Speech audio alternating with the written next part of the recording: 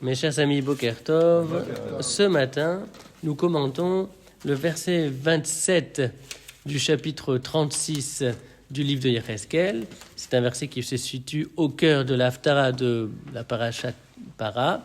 Le verset dit, à la suite des versets que nous avons commentés hier et avant-hier, c'est toujours Hachem qui parle et qui annonce « Vedruchi eten bekir bechem » « Ve'etruchi » et mon esprit « eten bekir bechem » je placerai en vous. Donc, Hachem annonce qu'il placera, qu'il déposera son esprit dans les hommes. Et le commentaire de Metsudat David explique qu'il s'agit ici de l'esprit prophétique. Autrement dit, les hommes deviendront prophètes, le ciel s'ouvrira et on aura accès à autre chose que la simple dimension matérielle de l'existence. On peut encore ajouter l'idée suivante.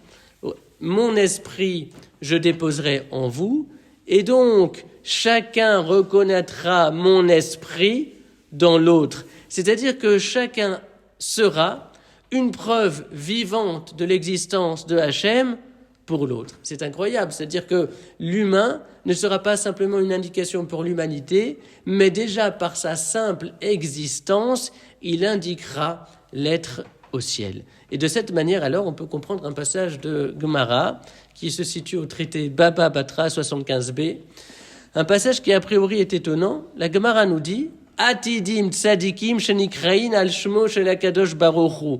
Les tzadikim sont destinés à l'époque à venir à être appelés du nom de HaKadosh Baruch Hu. Je répète, la Gemara nous dit, les tzadikim sont destinés, à l'époque à venir, à être appelés du nom de HaKadosh Baruch Hu. Qu'est-ce que cela veut dire que cette phrase ?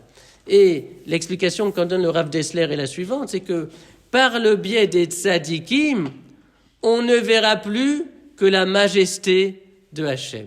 Dans la Gemara, il est question du nom de HaKadosh Baruch Hu. Le nom, c'est l'expression de l'intériorité profonde. Le nom, c'est le dévoilement de l'être. Le tzadik va dévoiler Hachem. On verra un tzadik, et alors automatiquement, on verra également HaKadosh Baruch Hu, comme dans le verset où il est dit que Dieu déposera son esprit en chacun, de sorte que chacun sera la preuve vivante de l'existence de Hachem.